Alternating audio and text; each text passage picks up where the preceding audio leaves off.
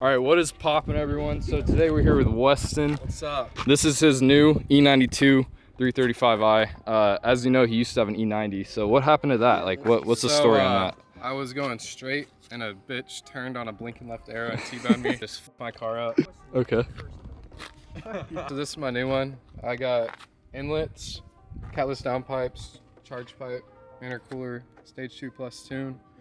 Then I have a nitrous kit on it. Yeah, so coming back here, this is like something you don't normally see on a 335, but yeah, Weston installed NOS.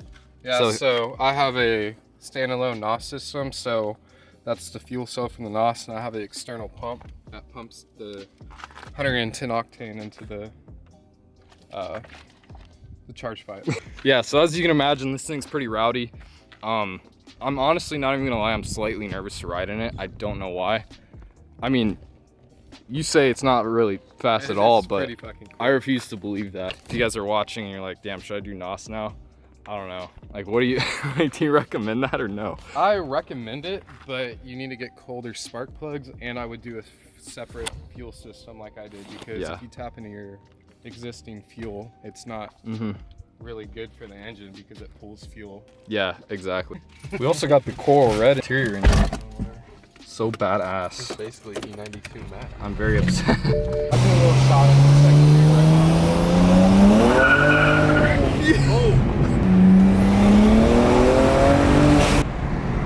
now. This is a setup for the NOS. The wires are... I need to still do it, but yeah, you just put that on and this is primed. You have to go full throttle.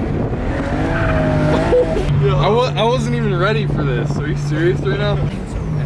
The inlet sounds so badass.